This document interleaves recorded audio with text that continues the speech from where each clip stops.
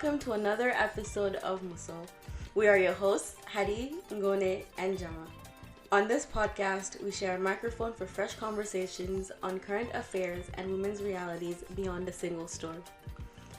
So, I'll start by saying, it's really hot. It's getting hot in here. So take off all your clothes. It's getting so hot, I'm gonna take my clothes. You've already taken off your clothes. Literally, guys.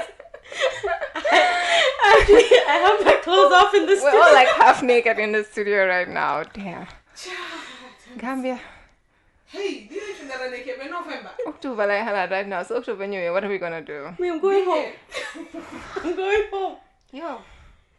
Okay, so this might be a very short episode. It will be a short We'll take a lot of breaks to fan because the AC in the studio is not working and our fans are kind of loud, so we can't be upping while we're discussing these things and that. But so y'all, outside of the heat, how are y'all doing? Go. Overworked. Mhm. I'm definitely overworked. Definitely. Are you getting paid enough? I mean, by Gambian standards, I am getting paid, but like I could get paid more because I just had like 2 workshops that I facilitated, and they don't pay you because you're a staff. Can you imagine the audacity? The audacity. That's wild. Yeah. Miss Leaf. Still leaving. Obviously. Still leaving. Second week done. Husband is here. So yeah, I'm good. Ngone, when will you marry? When will you marry? And what will I marry? Yeah, When will you marry? Church, mosque, inside the toilet. Well, I'm glad that you're doing good, Gemma. I am. Somebody look at me and say, oh, You you're can glowing. tell by any more ways. You're glowing different. And I said, why not? Anyway. Why not? Anyway. I'm doing great too. Because I've been neglecting all my responsibilities and I've just been living a great life. I go to Iceland every day for ice cream and This girl went to get a mani-pedi. Should we mention the PhD? I'm We're not allowed? at PhD. Can you imagine? Okay. I was a little overwhelmed, so I was like, why not get a mani-pedi? Okay. I vote yes. And my nails are popping. See the yellow? Yeah. When you over stuff. UDP would be proud. And the highlighted green Yeah, on the they would toes. also be proud. Nah, but seriously, like whenever I'm feeling overwhelmed, I think my first thing is mani-pedi straight away. I'm digging it. So, yeah. So I've been good, y'all, and I think this is a good way to segue into the topic actually of the whole like self-care, and I think I've reached a point where I'm not guilty. I don't feel guilty when I spend my own money, which is wild because I've always been like, okay, if I have extra money, I should give it to someone else that's in need, like family, or put it towards something else versus like just spending on me. Okay. I want to start off with a quote by Lynette Calfani Cox, and it goes, even 2 people earning the same income can be looking at totally different financial situations based on their race and class. One could be putting money into savings or investing, while the other might be using that income to pay a family member's rent or help support an aging parent's retirement. So we use this quote because this week's topic is going to delve more into the black tax, and also just, as we grow up and we start to make more money and as our income goes up, it doesn't necessarily mean that our status of living goes up because we have family and friends and responsibilities or debt to get out of as black folk, especially as people who come from poorer or more marginalized communities. So I'll let Jama and Ngone expand on that as I just catch a breath because the heat is really blowing me right now. Can't breathe. Doing all of us. But I agree. I really like the quote because I think it puts a lot of things into perspective. How where you come from determines how much, I guess, you rise up the social ladder, and obviously trying to just keep a check on some of the capitalist takes we could be putting out. But who gets to enjoy their hard work? Who gets to enjoy their hard-earned money or their own resources? Who gets to own assets, especially in this time? I think I get really anxious about it when I just sit and think, hey, man, where am I gonna get the money to buy a house? Or to build a house? To build it, Or to even buy a land alone, in this time where you can't even get land for you get 50K, you can't even get land in certain areas. What is right? 50K? Exactly. So for me, it's really just a lot of anxiety around we're working, and when exactly are we going to enjoy, the fruits of our labor, like they say? And it also has to do with that carrying extra responsibility, taking care of other people, and so the difference could be that you're earning the same as somebody else, but they may not have those responsibilities, or the expectations are not there for them to take care of other people. Or even someone will see that you're earning a significant amount, and the automatic assumption is exactly. Without knowing like what your struggle is. Yeah. So they see the sum that's coming in, but they don't really see where it ends up, and how much of it actually stays with you at the end of the day. Or even is saved to begin with, because outside of your, like, once you pay off your responsibilities, someone else's responsibilities has to come first before you're able to pay it off. And it also, this is not really like a session of us complaining or ranting or anything. It's just like the reality of a lot of young people, especially millennials. I think some of our parents went through this also, because they're one of the first, like, coming out of poverty in their families, and then you have to, like, remember that whatever it is you're doing, you're not doing it simply for you, but you're doing it for the people around you too. Are you triggered? Very, very, very, very, very triggered.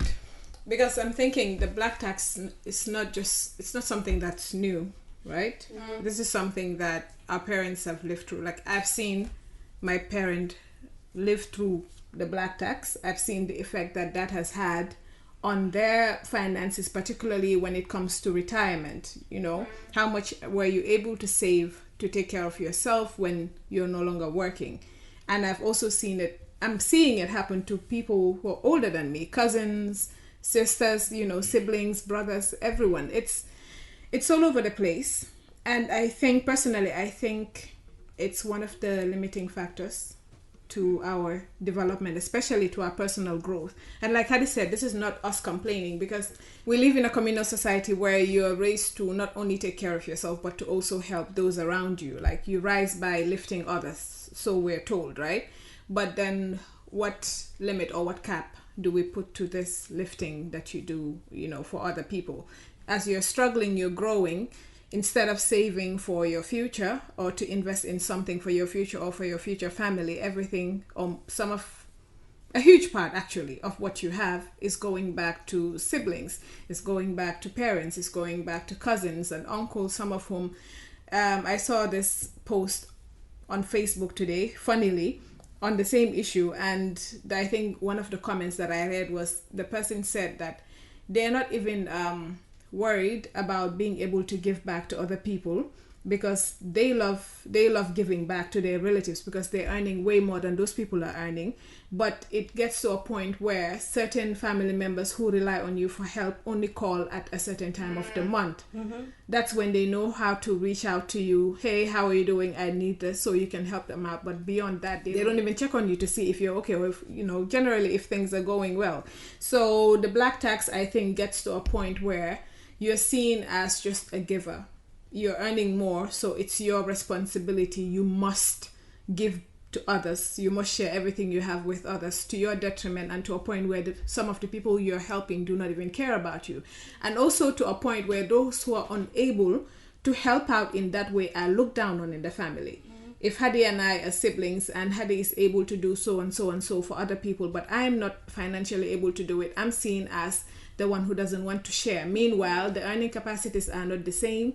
The responsibilities are not the same. Perhaps your money is going into something else that is beneficial for you and other people who are important to you, but people don't see that. It's like, kuy joxe, kuy dimbale nit ñi, koku lañ gëna fonka daal. Yeah.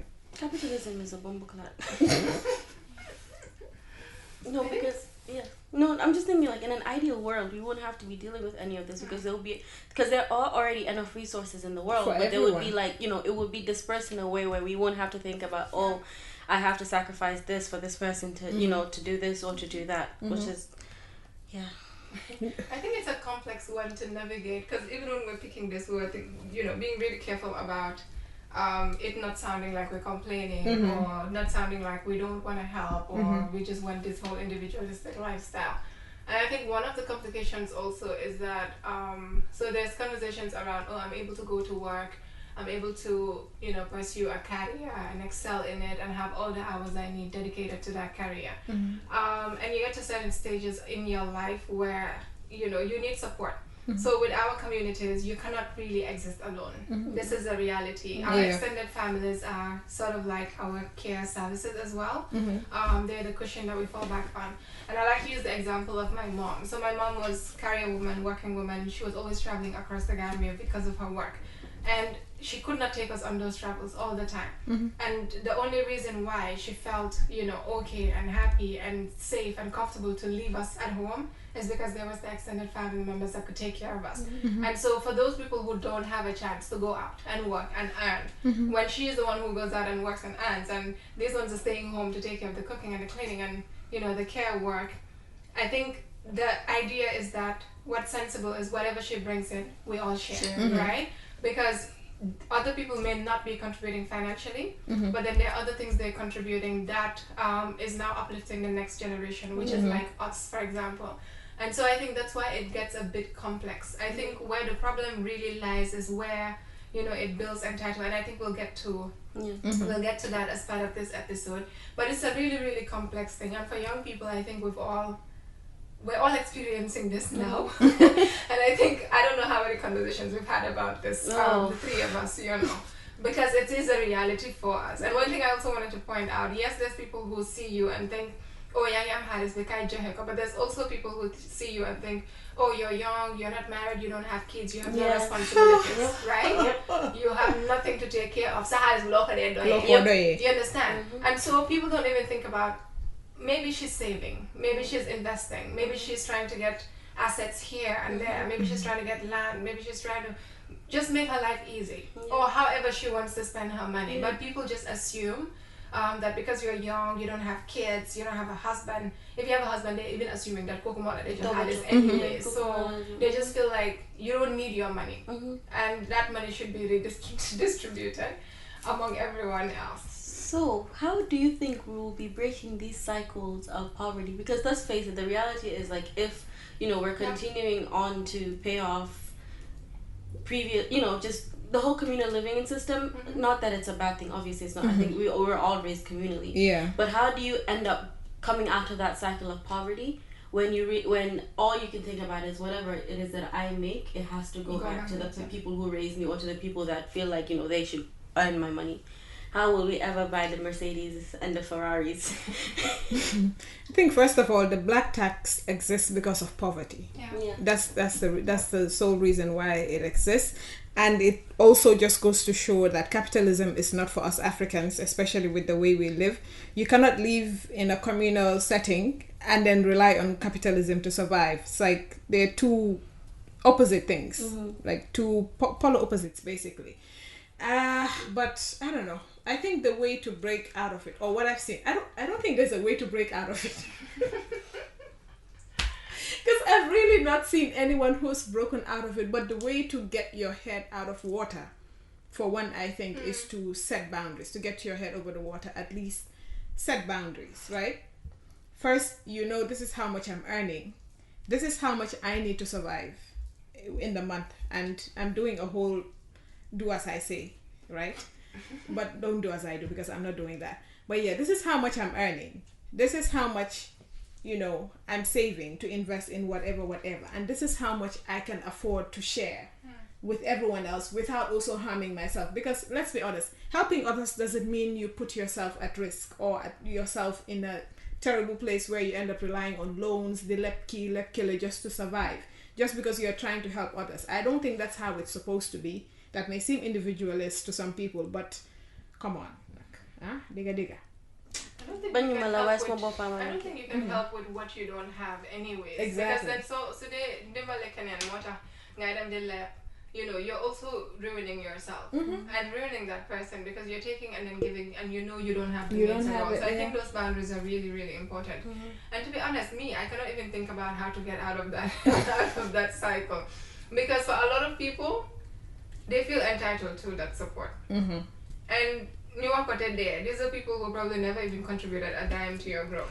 I think those are the people that are most entitled. Yeah. Because the people that have invested in you, they done everything. And for them it's always they're not even sitting there and waiting for you to do it. But it's people who have never been a part of your life even. It's not even talking about them giving you money or putting anything. They've never been a part of your life in any way whatsoever.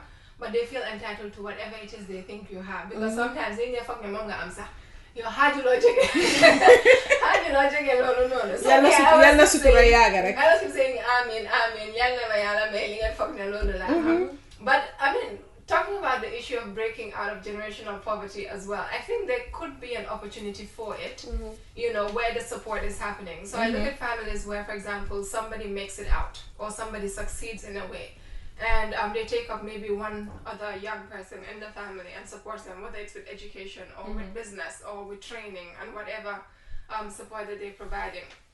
And that person is also elevated. So in a way, at some level, at a particular generation, I think there can be some shifts, right? But I'm not exactly sure how, large scale or how common that could be. Is it a chance issue that somebody helping that other person, that person. So it's a case of paying it forward, basically. You're lifting somebody up and hoping that they pass it on to the other person. And that way, maybe you are able to, if not completely break it, but kind of just lessen it. So people are able to live from, abject poverty to maybe just comfortable lives, where they're able to access the things that they need, if not even all the things that they want. I'm thinking about also people who make the choice to not have children. Yeah. Based on that. Yeah. So it's like, instead of being the next generation and leaning on them, I'd rather it stop at me, and then I can focus on helping the people that I need to help. Yeah. So it's like, and it's funny that in those situations, women are still called selfish for deciding that they don't want children, when it's like, in the reality, it's they're making sure that they're, whoever they bring into this world does not have to endure the same thing that they had to endure. I think it's even in the language that people use when they talk about their kids. Kind of stuff, which is not bad. I mean, it's the kind of society we live in, but I think it places a lot of pressure on young people. On unborn fetus, nothing. I saw, I think it was on Senegalese timeline, that there was a tweet about how from time we landed into at your naming ceremony, that's when this burden is actually put on you. So the prayer is, may you grow up to benefit your parents and take care of your parents in their old age and everything. I mean, and everyone prays to be in a position to take care of their parents in their old age. But then look at the burden of putting that from when you're a child. It's like on your head. It is your duty and your responsibility to take care of this people. And I had this conversation with my mom. She wanted something, and I said to her, "Yo, do them and she was like, "You're the ones I'm supposed to ask." And I said to her, "Listen, as long as he's alive and we're here, we're unmarried, he's supposed to take care of us and you." And she's like, "No, you people are grown now, and you're supposed to take care of me. I'm not asking him for anything." And I'm like, look at this woman. So at this point now, it's our responsibility to take care of you. And like, I love taking care of you, but imagine if we were in a position where we were not able to do that, and you have that burden on you, because there are quite a lot of young people who are earning peanuts in this country, yet they have parents and extended family members and siblings, all of whom are waiting for them to solve all of their problems with the meager salary that they're earning. It's an unfair pressure to put on people who are not earning much in this country, honestly. Especially so naked out. Yeah, at this point, I'll just silence. A minute silence. I'm not a towel. I'm not a towel, but like But you're the towel in the house now, technically. Yes, but like I see what my older sister goes through, and I'm like, yeah, no. It's a lot. It's a lot, honestly. Because you become the deputy parents, you take up like so many different responsibilities. It's not even deputy, because the parents leave everything to you. They stay out of it. Yeah. They're just like, yo, yeah, I might be security. And then they just let you. So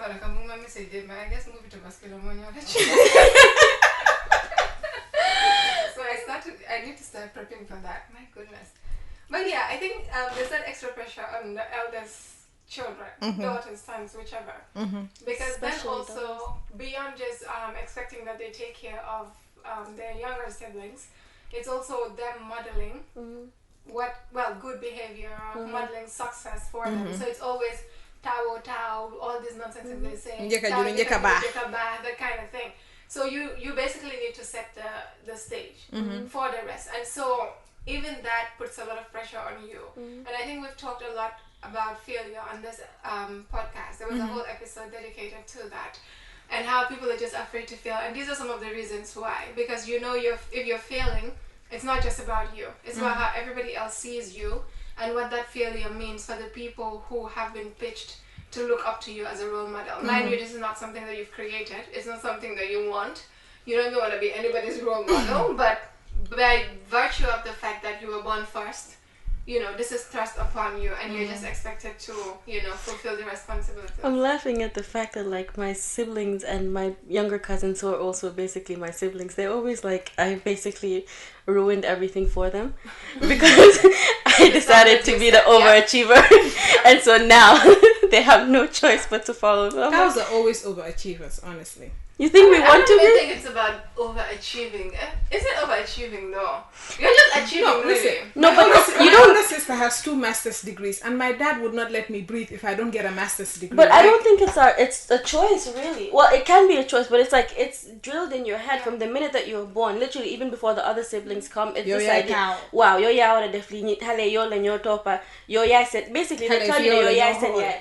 Man, like with my mom, my aunts, every single one of them, it's always the same conversation where it's like, wahala ki akili hanga ya magam yola de deglu gisneng ne yo lo ne kari da ro ga topa in those footsteps and blah blah blah blah. And mind you, I'm trash,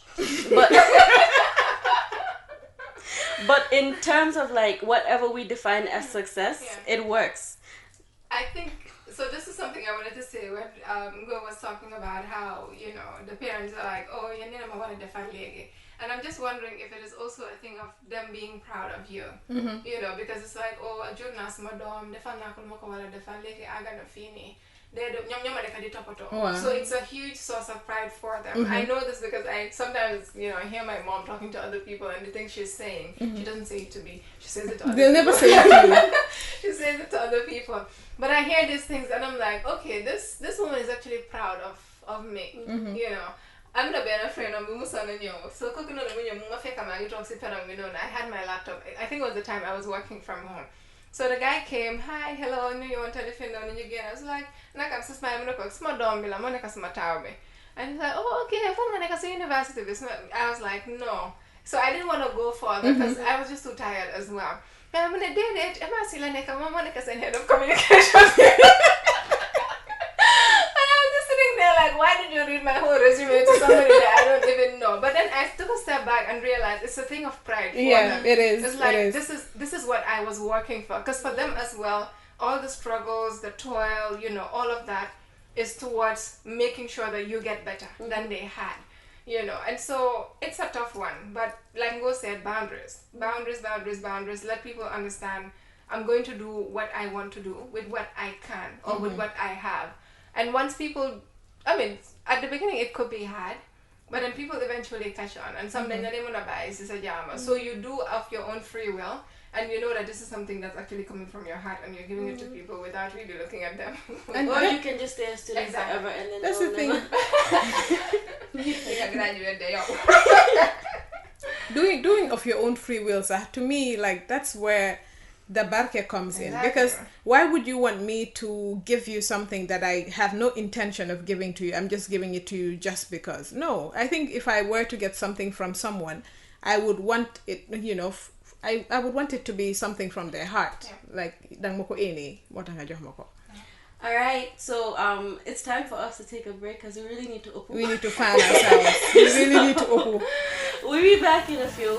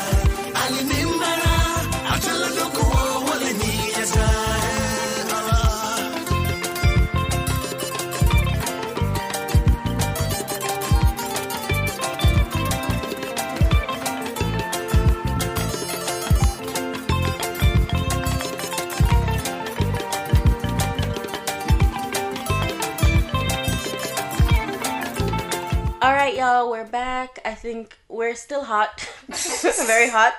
The upper break didn't really do much, but we'll get Tanana. into it. I don't know if I would say Tanana, to be honest. This country is just a stove, I'm baking. bro.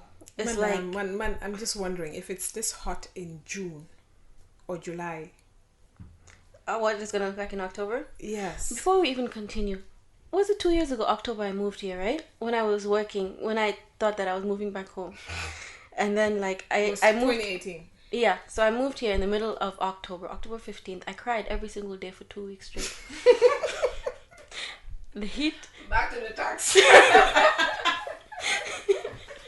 I couldn't. Boy, now no AC. Yeah. All right, let's move back to this tax business. We're just talking about like if you think about what your parents were able to accumulate in terms of like land and property and everything in their lifetimes, and versus like, do you think that it's possible for us to even own like even 25% of everything that they have now, considering inflation, considering, you know, your also other responsibilities, just everything in general? Is that a rhetorical question? My bad. Man, I've made up my mind that I'm just gonna go buy an apartment by the beach and live there. Girl, you got an apartment by the beach money? Because the way land is looking and building costs. Did you Man- look at land by the beach? Just no. That's what I'm saying. By the mortgage. beach. Just go and mortgage an apartment and go. Because honestly, I mean, I pray so. I pray we're able to.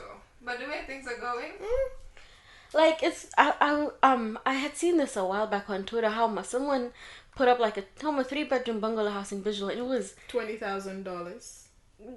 I wish Yeah. 20,000 rental. is That's cheap. a rental.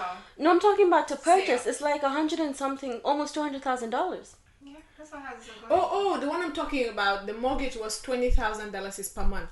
Okay, no, I'm talking And you dollars. spend bro. how long? 20,000 per month. How many Gambians can pay 20,000 per month to get a place And these to live? are like No, but 15 even by. These are small Really bungalows. small. Even the 20,000 you're paying, how long are you gonna take? How- before yeah, you finish before it you off? finish Also paying it considering, off. Like there's interest that you need to pay. Yeah. Interest like over The job the years. market is It's a lot. unstable. You Yeah. don't know what day they're just gonna. You can't afford to pay it off anymore, and then you lose everything. But really hear that. Bara liggéey dëkk bi kenn Real liggéeyu estate fi man. dëkk bi demut fenn.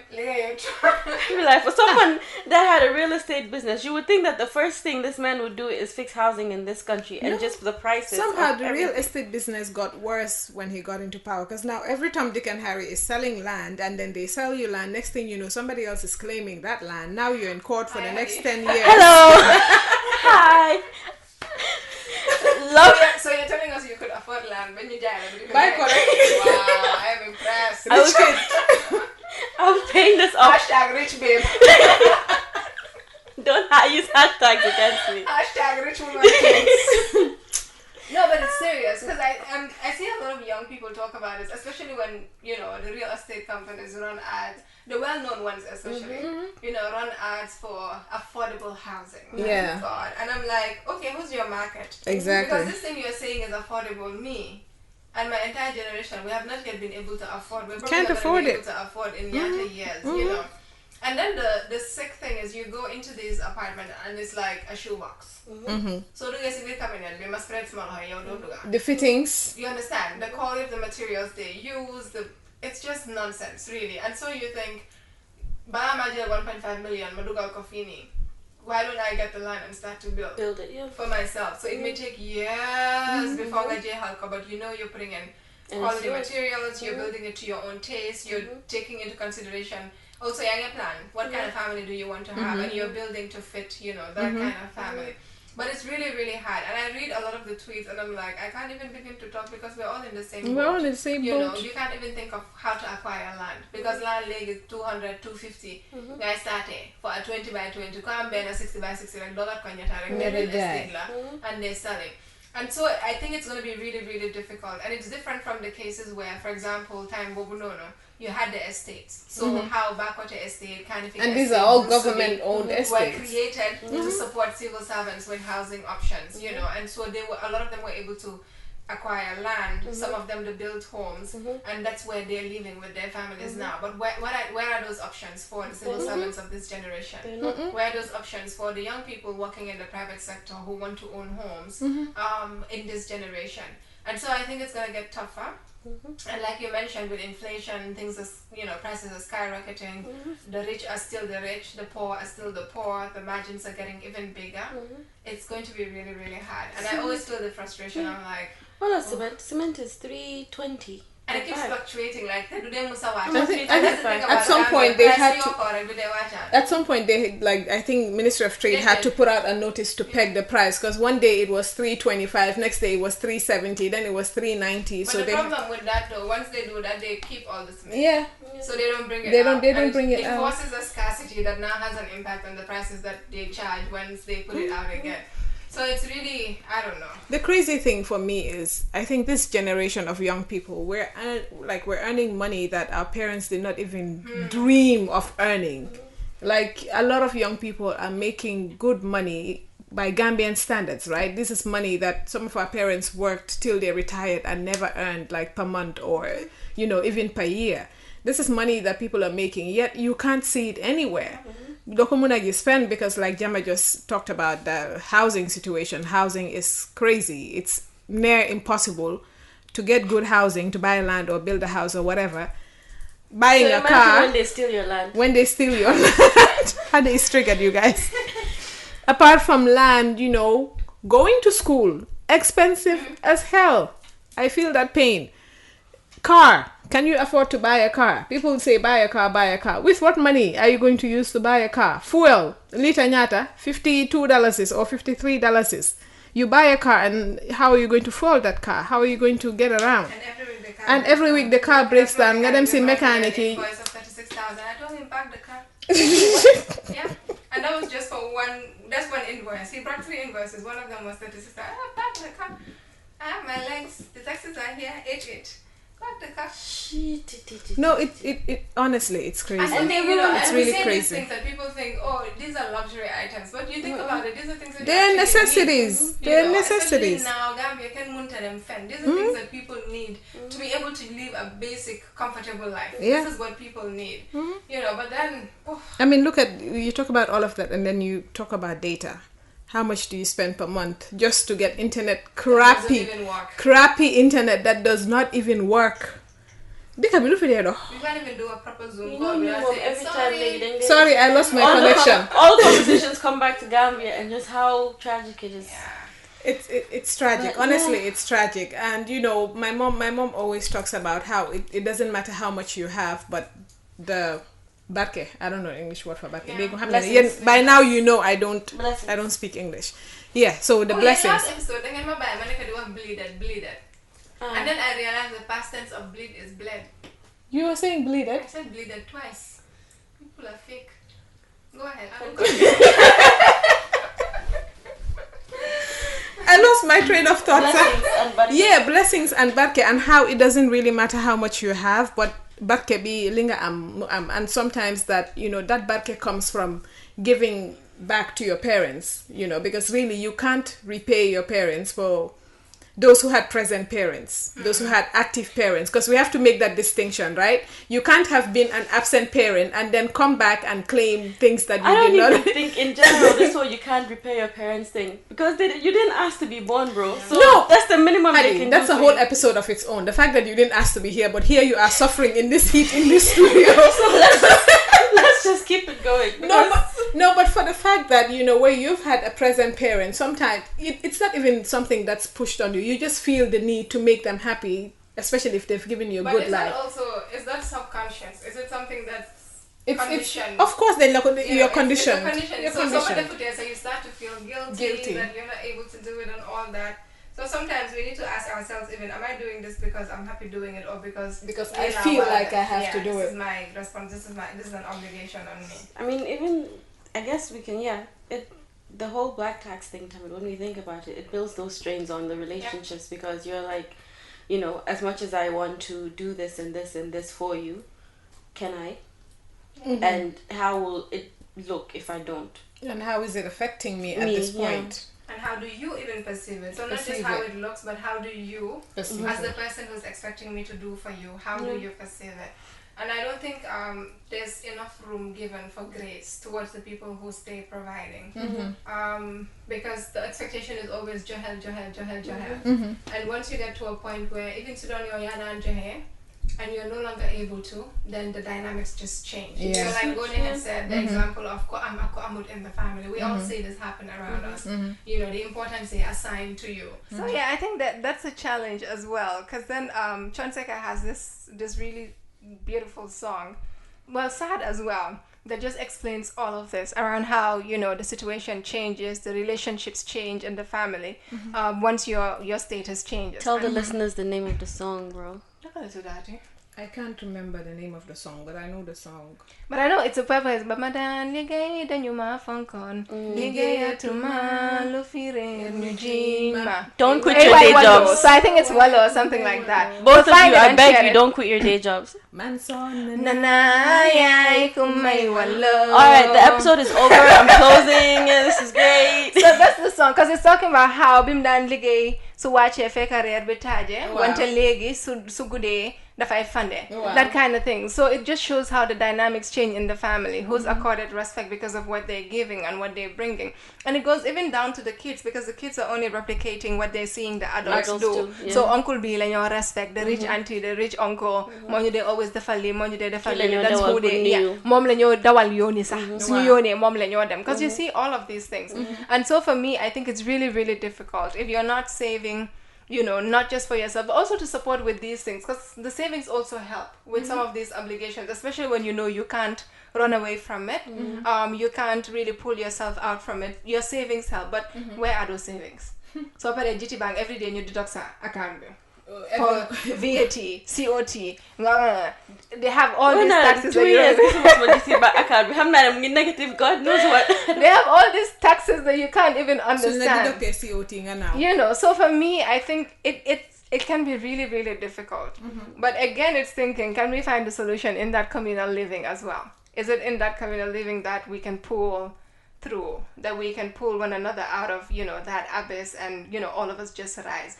But obviously also taking into consideration the fact that our rise is not just dependent on how much work we do or how hard we work. It's all of the circumstances around us and the systems that are really working hard to make sure poor people remain poor, rich people continue to be rich, and there's no middle ground in Gambia.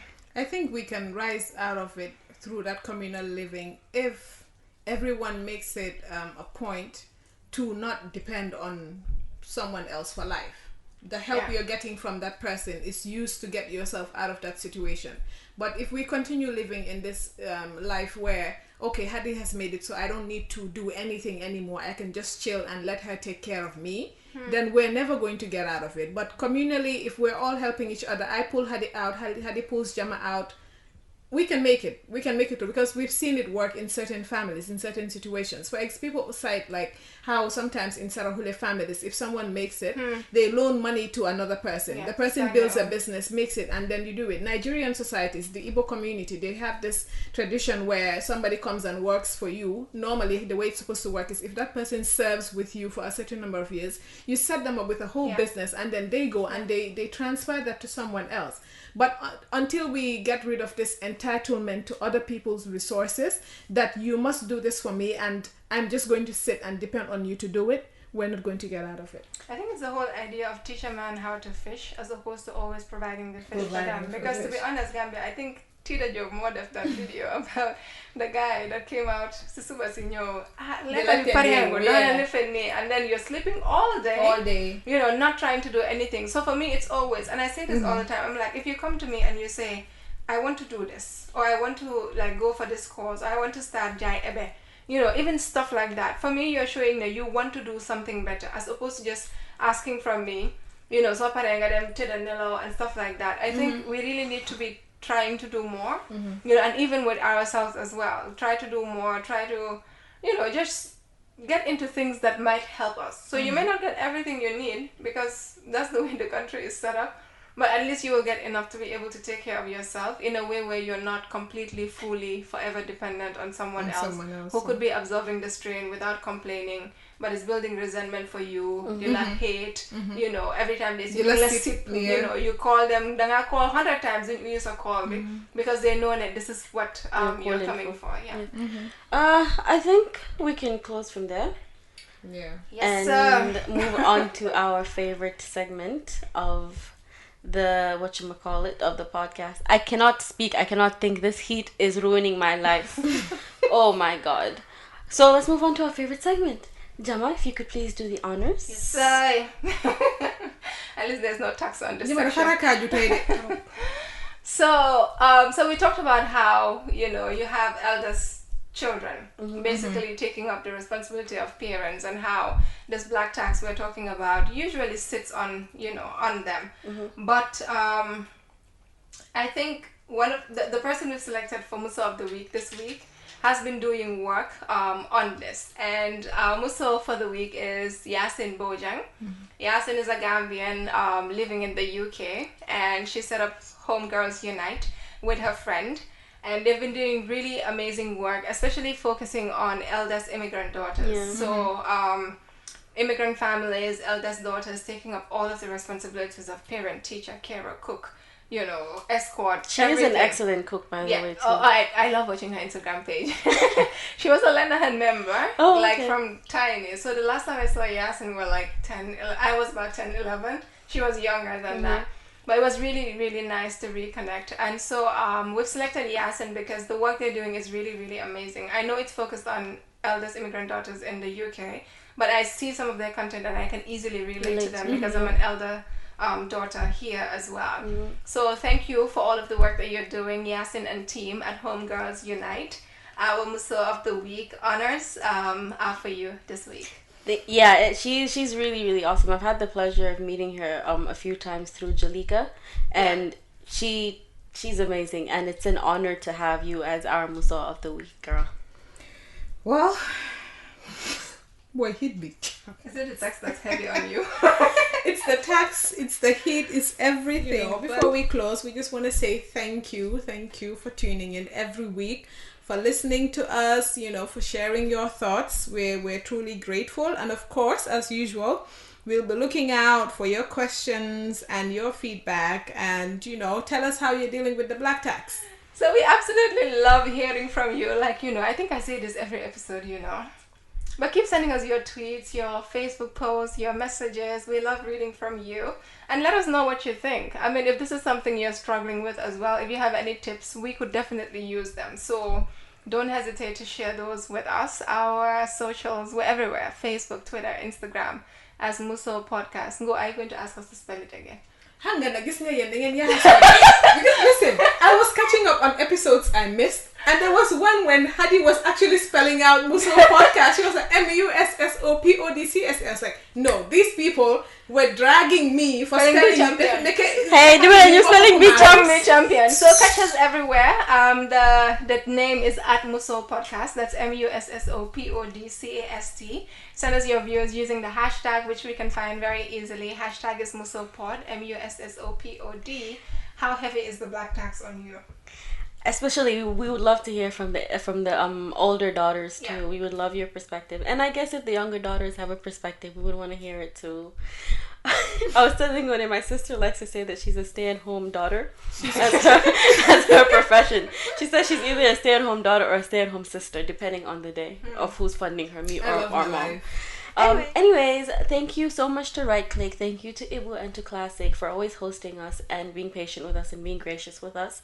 And also our accessibility officers, ISA2 and ISA2, ISA2J and ISA2S. We appreciate y'all. Stop asking us how long our episodes are. But thank you all so much, and we look forward to hearing your just seeing your comments on social media, and see you next week. Bye. Bye. Stay cool.